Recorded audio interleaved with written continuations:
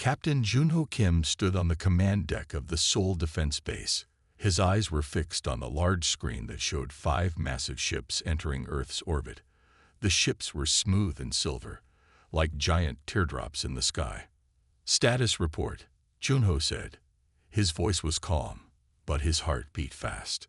Lieutenant Han typed quickly on his screen. "The ships are 3 kilometers long each. No weapons seem to be active. They're just waiting." The room was quiet.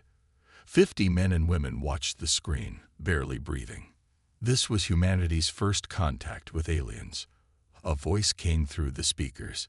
It spoke perfect English with a strange musical tone. "People of Earth, we are the Xylar Confederation. We come from the stars. We wish to speak with your leaders." Junho picked up his secure phone. Within minutes, he was connected to the World Council. "Send our response," said the council president. "Tell them we are ready to talk." 3 days later, Junho sat in the meeting room with Earth's top leaders. Across from them sat 3 Xylar visitors. The aliens were tall and thin. They had pale blue skin that seemed almost transparent. Their heads were large with 4 black eyes that blinked slowly. They wore silver suits that hummed softly. The alien in the middle spoke. "I am Commander Krell. We have studied your world for some time. We find it interesting. We welcome you to Earth," said President Lee. "We hope this meeting starts a friendship between our worlds." Krell made a sound like quiet bells, perhaps a laugh.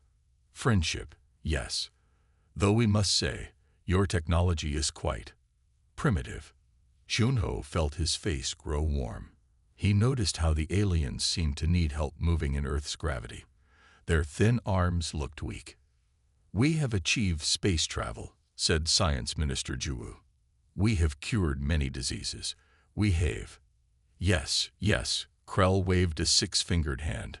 "Basic achievements. We mastered these things 10,000 years ago. But do not worry. The Xylar Confederation offers protection to developing worlds like yours." "Protection?" asked Tuno. "From what?" "The galaxy is full of dangers," said Krell. "In exchange for some of your planet's resources, we can ensure your safety." Juno noticed how Krell's eyes kept moving to the pictures on the wall, images of Earth's military aircraft. The alien seemed especially interested in a photo of fighter jets. "You have many flying machines," said Krell. "Quite unusual for your level of development." "We have a long history of aviation," Juno replied carefully. "And your military. It is significant for a planet at your stage." President Lee smiled politely. "We maintain forces for our protection only." "Of course." Krell stood up, moving slowly in the gravity. "We will establish a temporary base to continue our talks, perhaps near this city." As the meeting ended, Junho pulled Defense Minister Do-hyun aside. "They're very interested in our military," Junho whispered, "especially our air power." Do-hyun nodded. "I noticed. And did you see how weak they are physically? They can barely walk in our gravity." "Advanced technology, weak bodies," Junho said. "They don't think much of us." "Let them think we're primitive," Do-hyun replied with a small smile. "It might be our advantage." Later that night, Junho received a classified message. He was to report to Mountain Base 7 immediately. The subject line read, "War Eagle Program. Activation status." Junho looked out his window at the alien ships glowing in the night sky. They thought Earth was primitive. They had no idea what humans could do when threatened. He picked up his phone and dialed. "This is Captain Kim. Tell Director Minji to prepare the Eagles. We might need them sooner than we thought." The Xylar built their base just outside Seoul in only 3 days. It was a smooth, dome-shaped building that glowed softly at night. Earth leaders agreed to let 20 Xylar representatives stay there. Science Minister Ju Park led the team that met with the aliens daily. She was smart and careful with her words. Military strategist Do-hyun Lee always sat beside her, watching the aliens closely. "Your cities are quite developed. Commander Krell said during their 5th meeting. He moved his thin blue fingers over a map of Earth. But you use so much land for growing food. Our technology could help you grow 10 times more food in half the space. That's very kind, Ju said with a polite smile. But we prefer our traditional farming for now. Krell made his bell-like laughing sound. Traditional. Yes. Your people seem to value old ways. Tell me about your flying machines. They seem excessive for your needs. Do-Yun spoke up. We faced many wars in our history. Air power was important. Interesting, said Krell. On most worlds, space travel comes before advanced air combat. Your development path is unusual. After the meeting, Ju and Do-Yun walked back to their office. They keep asking about our military, Ju said quietly. Especially aircraft. Do-Yun nodded. And did you notice? They avoid going outside. They stay in their climate-controlled rooms. I think Earth's air and gravity are hard for them. Physical weakness but advanced technology, Ju said. I wonder what they really want. Captain Junho Kim sat in a dark room with General Sungho. They watched satellite images of the area behind the Xylar base. Small Xylar ships were digging into the ground. They're taking soil samples, General Sungho said. But our sensors show they're keeping these minerals. He pointed to the screen. Rare earth elements, the same ones we use in electronics and batteries. They didn't ask permission, Junho said. They're testing us. General Sungho tapped his tablet. A new image appeared. A massive Xylar ship hiding behind the moon. We detected this yesterday.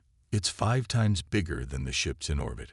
Probably a carrier or warship. Junho felt cold. They're preparing for something.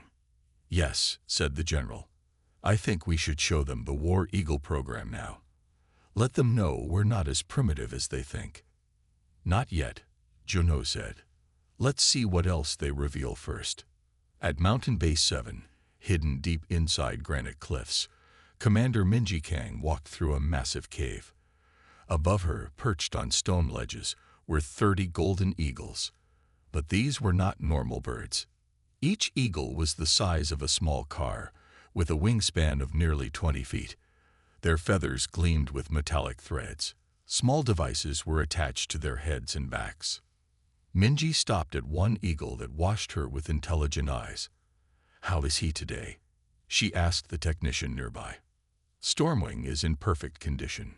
Brain interface is stable. He and Taewon achieved perfect sync yesterday.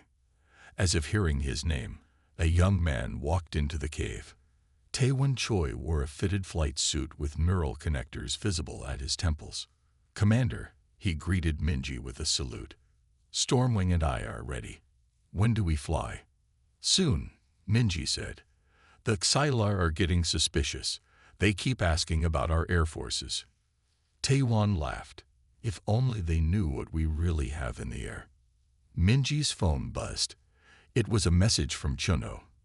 Xylar scanning our military bases. Picked up unusual signals near Jeju Island. We need to speed up training, Minji told Taewon. I think the Xylar won't stay friendly much longer. Taewon looked up at Stormwing. The massive eagle tilted his head, as if he understood. Let them come, Taewon said. They think we only have planes and missiles. They have no idea what Earth's real defenders look like. That night, at bases hidden in mountains across the world, 50 giant eagles and their human partners prepared for war.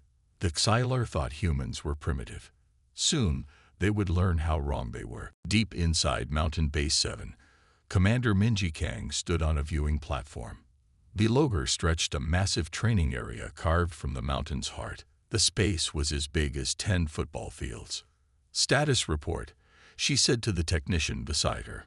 All 24 eagles are at peak condition, he replied. Neural links are stable. The new weapon systems passed all tests.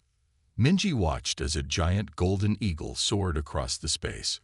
A rider sat on its back, wearing a sleek helmet. Both eagle and human moved as one being.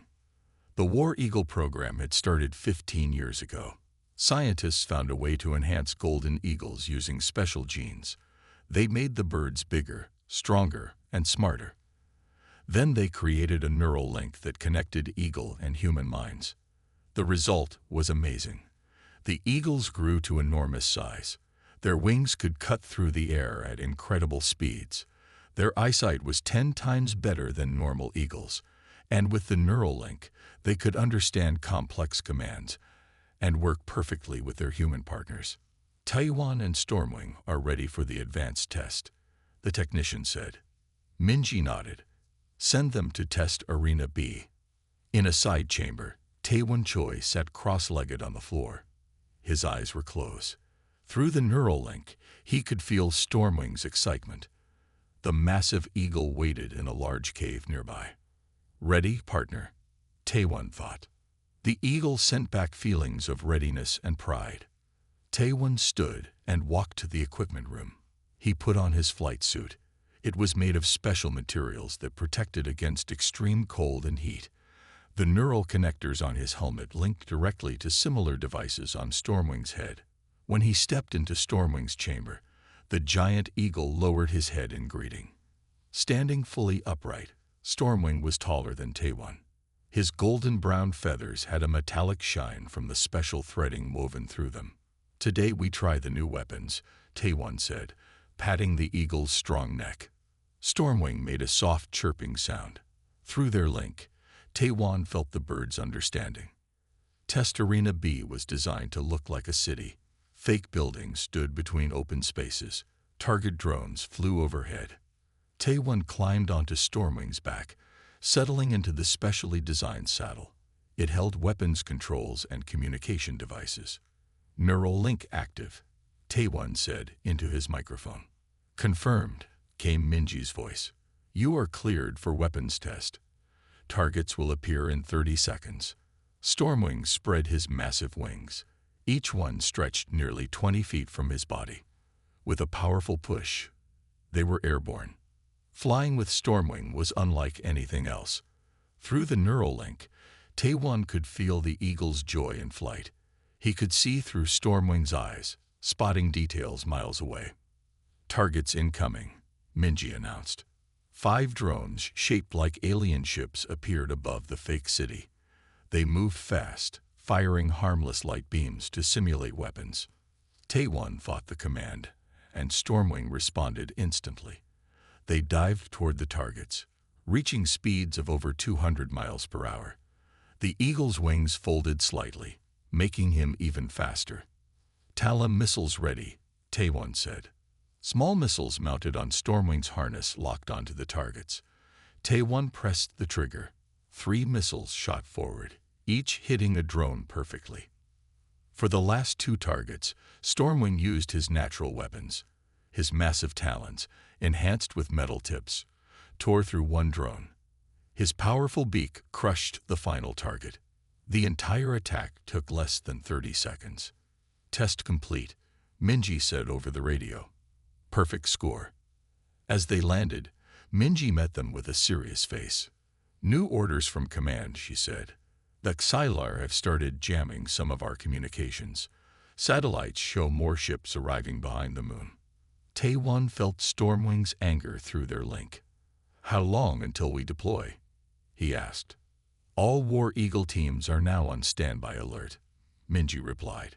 If the Xylar make one wrong move, we launch. Taewon looked up at Stormwing.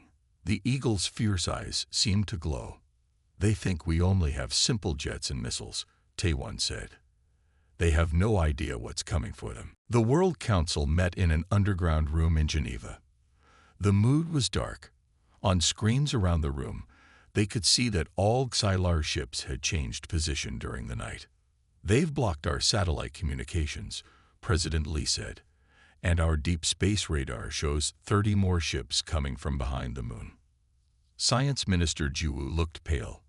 Commander Krell asked to speak with us. He said it's urgent. The main screen turned on. Krell's blue face appeared. He was not wearing his usual friendly expression. People of Earth, he said, the assessment period is complete. Your world has been selected for Xylar settlement. What does that mean? President Lee asked, though everyone already knew. It means your primitive civilization must make way for ours, Krell said. We have depleted resources on 17 other worlds. Earth is perfect for our needs. Ju stepped forward. We welcomed you in peace. Yes, Krell said. That made our work easier. Now we will begin harvesting operations. Your people may keep 20% of the land. The rest belongs to the Xylar Confederation. The screen went black. President Lee looked at the military leaders in the room. How long have we got? General Sungho checked his tablet. Their ships are moving into attack position. Maybe 2 hours before they start landing troops. Then it's time, the president said. He pressed a red button on the table. Activate the War Eagle protocol. Captain Junho rushed through the base toward the command center. Alarms sounded everywhere. Soldiers ran to their stations. In the command center, screens showed Xylar ships deploying smaller craft. They were heading toward major cities around the world. They've jammed standard communications, said Lieutenant Han. But our backup systems are working. All bases report ready. Junho looked at the tactical display.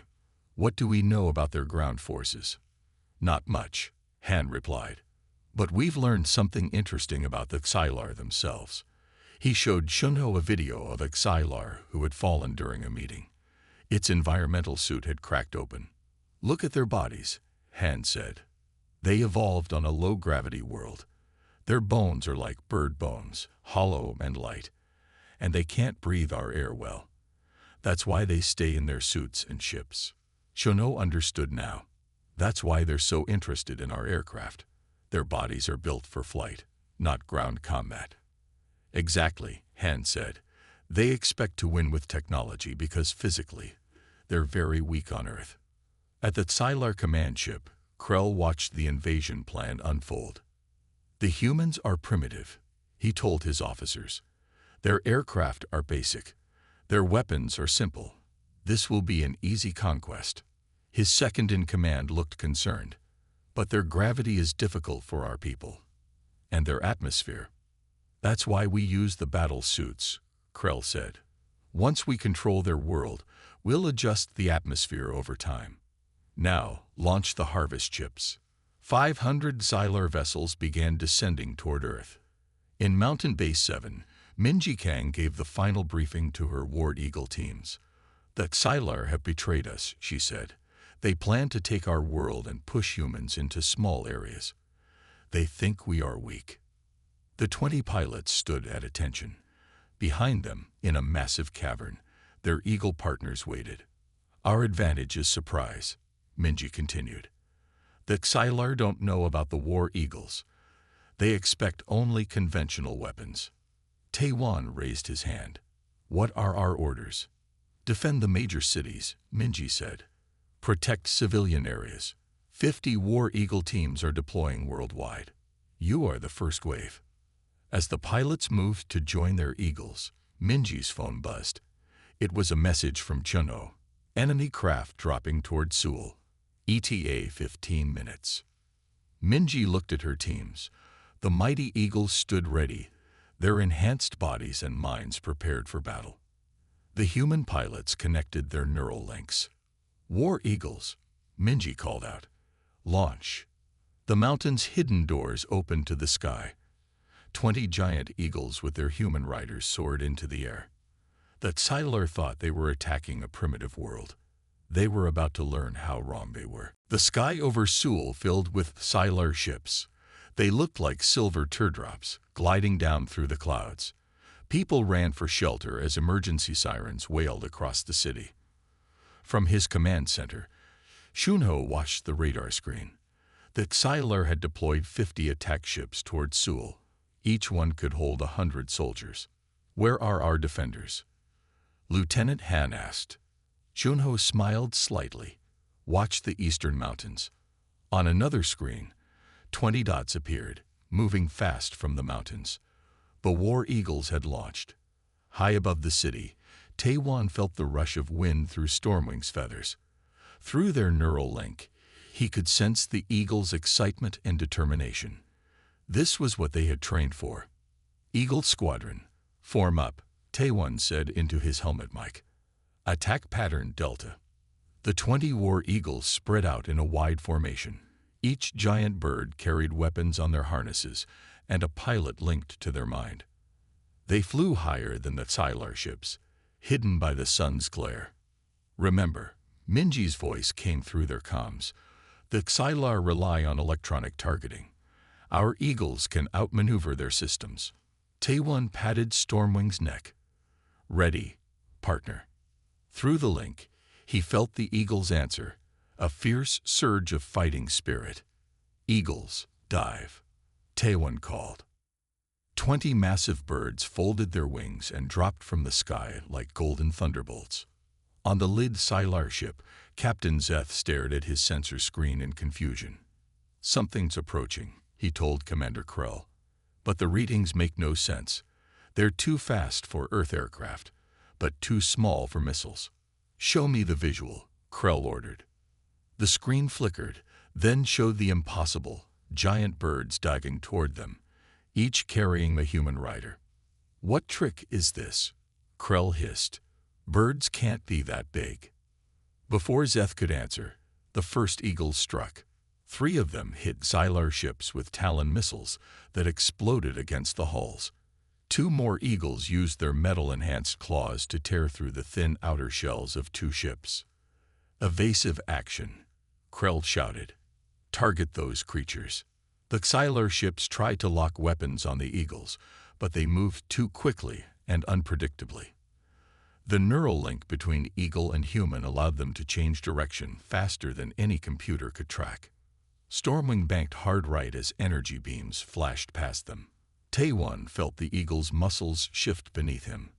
Through Stormwing's enhanced eyes, he could see weak points in the Sylar ships: cooling vents, sensor arrays, engine intakes.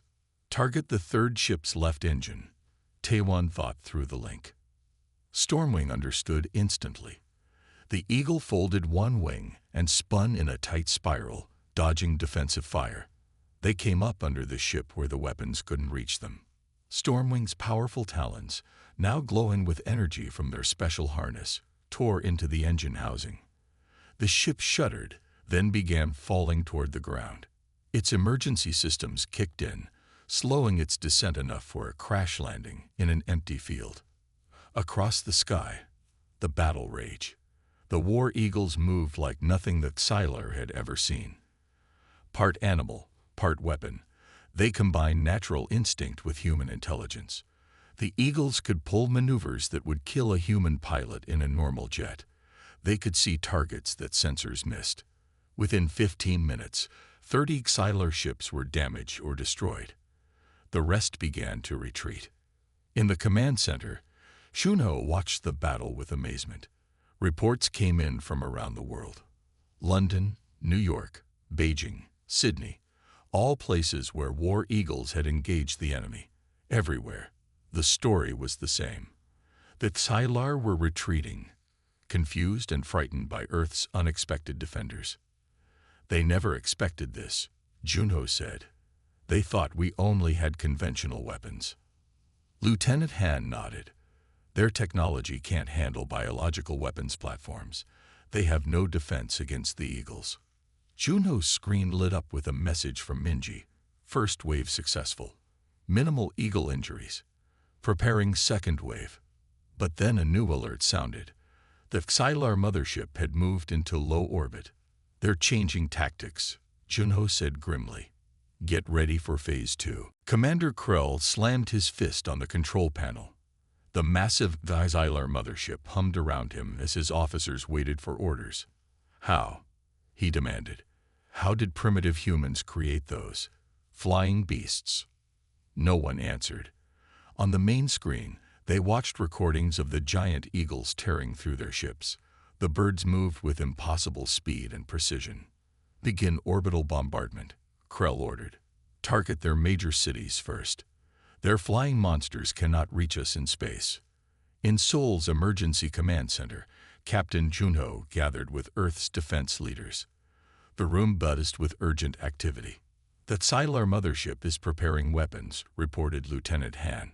"Our satellites detect energy buildup consistent with orbital strike capabilities."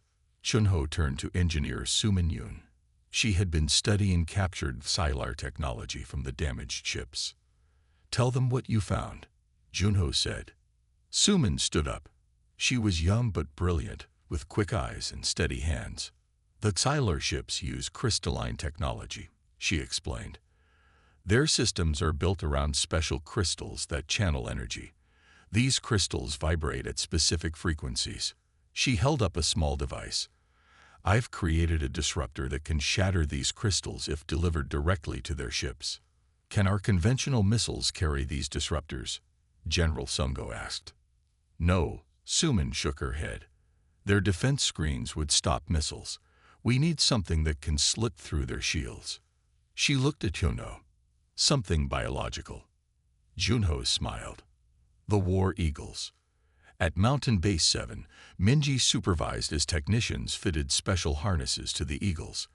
Each harness now carried Sumin's crystal disruptors.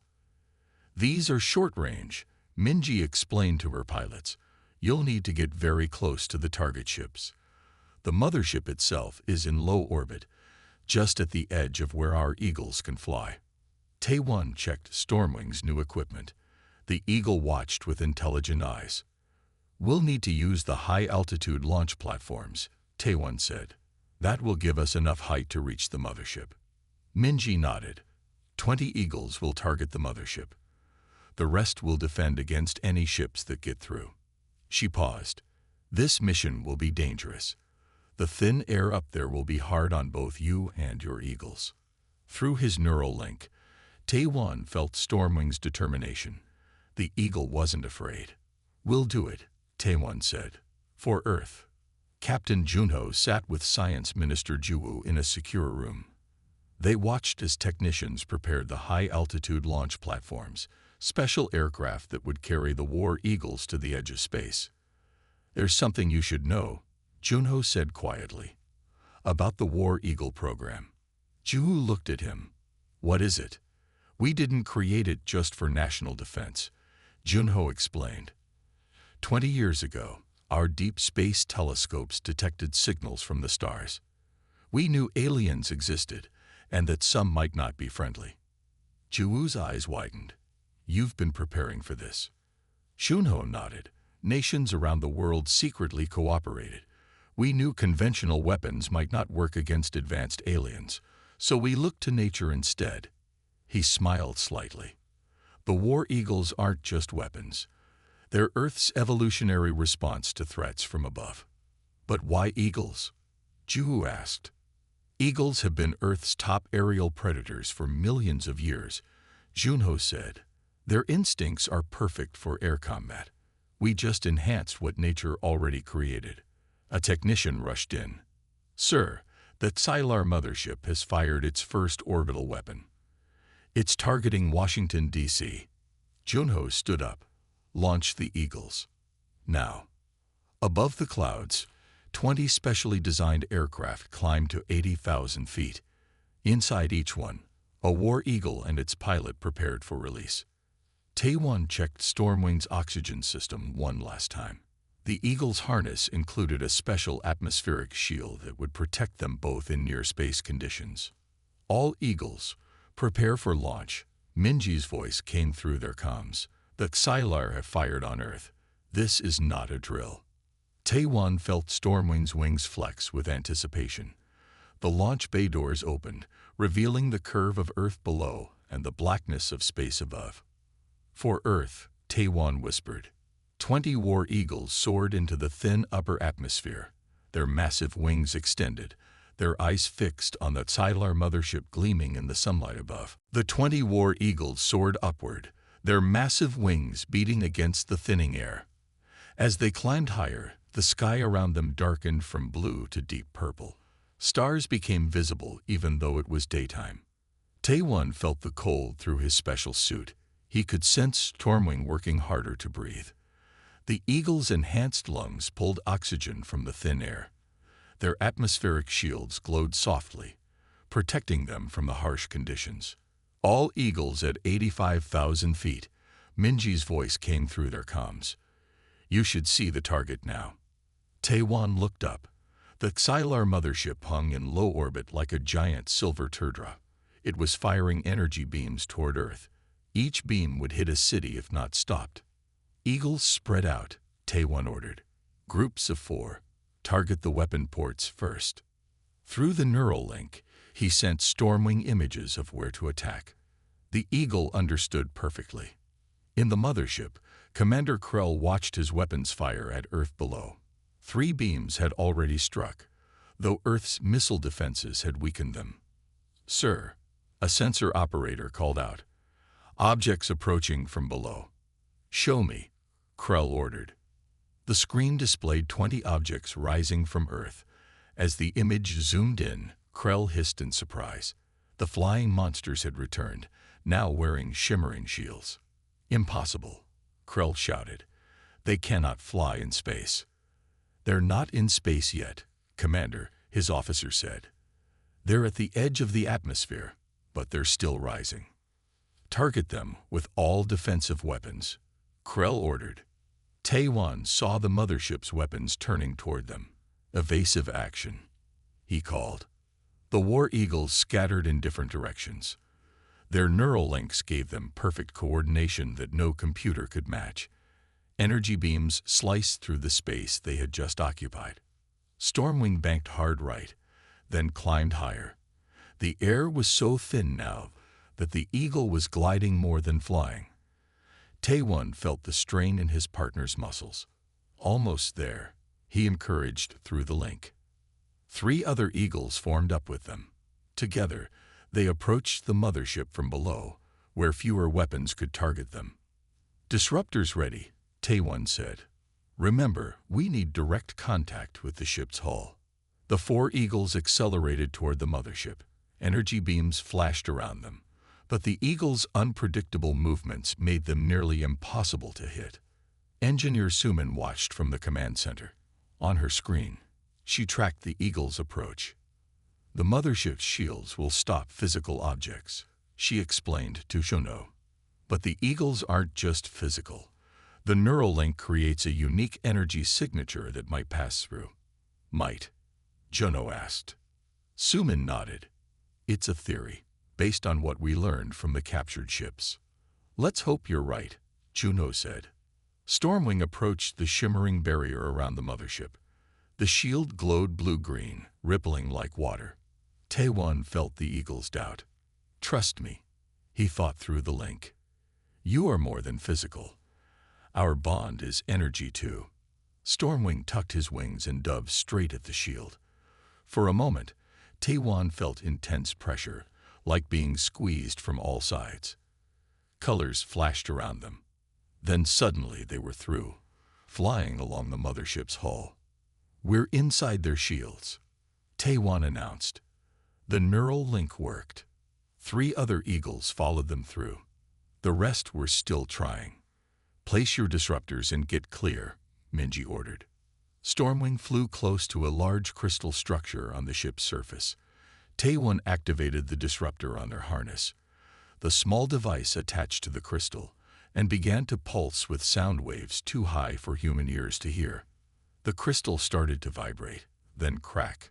Similar cracks appeared all over the ship as other Eagles placed their disruptors. All units, retreat, Taewon called. Back through the shield. Now. The Eagles pushed away from the ship, diving back toward Earth. Behind them, the mothership's systems began to fail. Its weapons powered down. Its engines sputtered. In the command center, cheers erupted as they watched the mothership go dark. They did it, Suman shouted. The disruptors worked.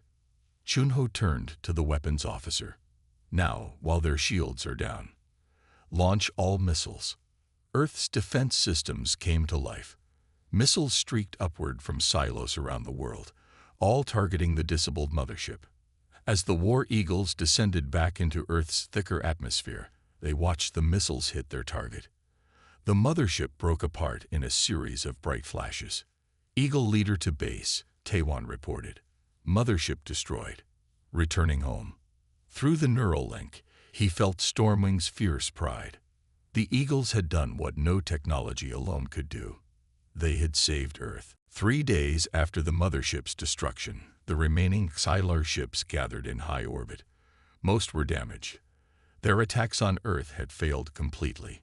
The War Eagles had destroyed or disabled over 200 Xylar vessels. In Seoul's Grand Hall, Earth leaders prepared to meet with Commander Krell. His escape pod had been captured after the mothership exploded. Science Minister Ju and military strategist Do-yeon sat at the large table. Captain Junho stood nearby with Taewon and 3 other Eagle pilots. In the courtyard outside, 4 War Eagles perched on specially built stands, their golden feathers gleaming in the sunlight. "Bring in the prisoner," President Lee ordered. 2 guards led Commander Krell into the room. His environmental suit was damaged, making his breathing labored.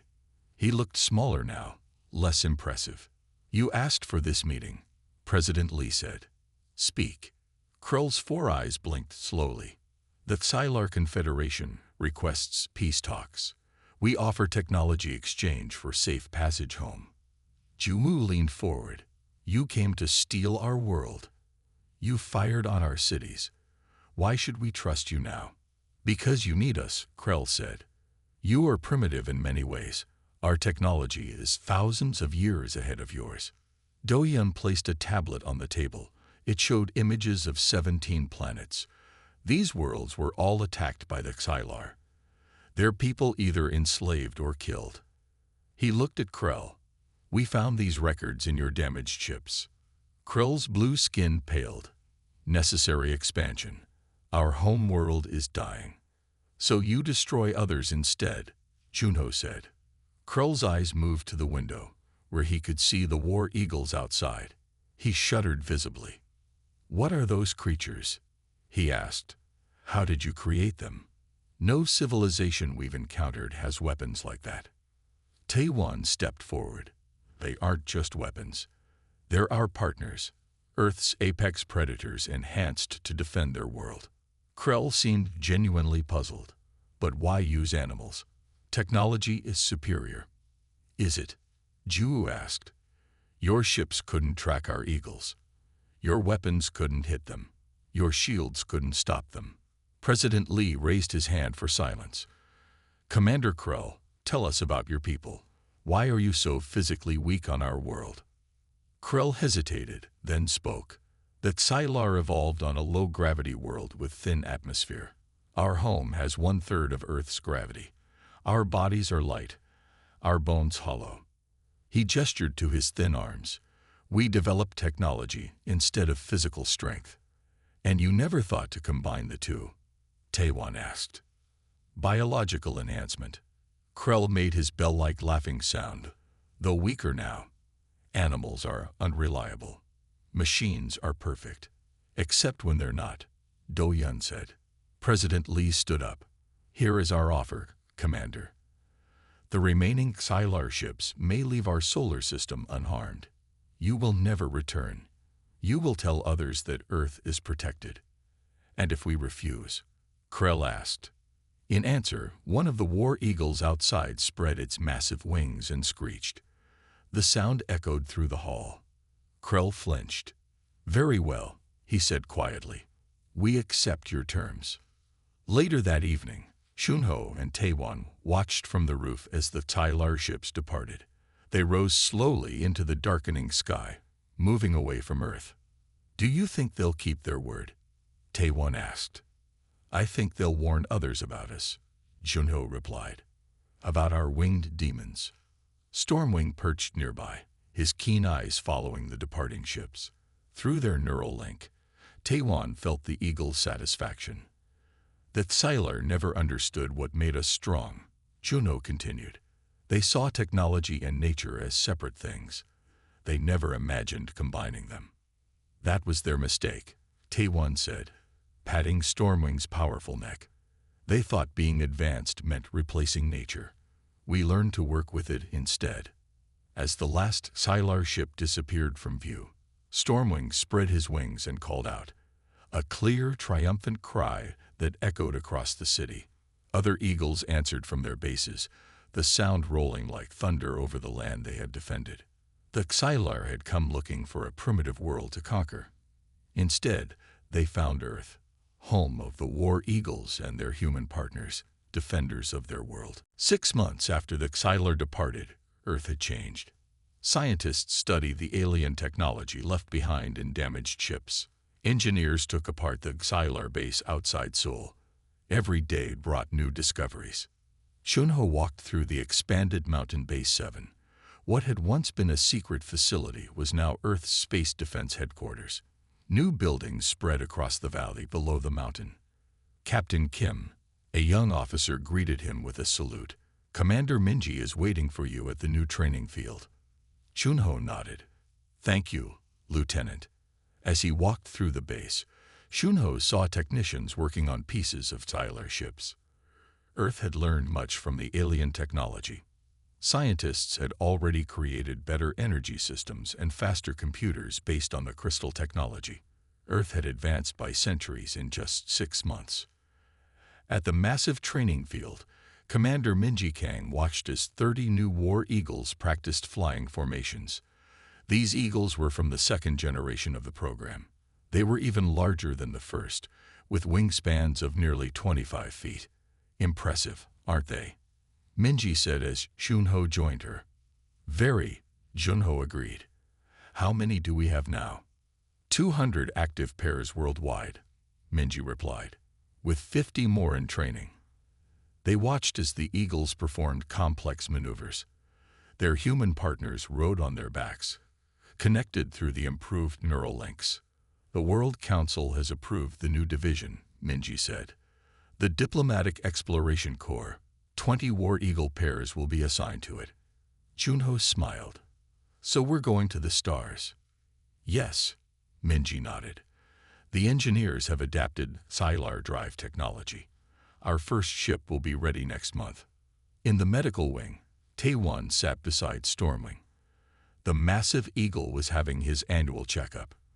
Veterinarians used special equipment to examine his enhanced body.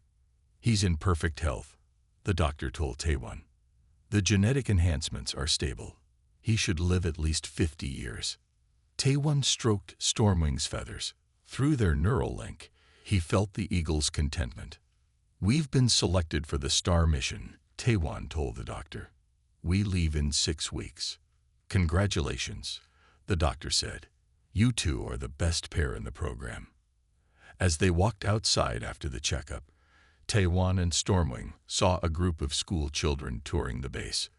The children gasped and pointed when they spotted the giant eagle. One brave little girl stepped forward. "Can I touch him?" she asked Taewon.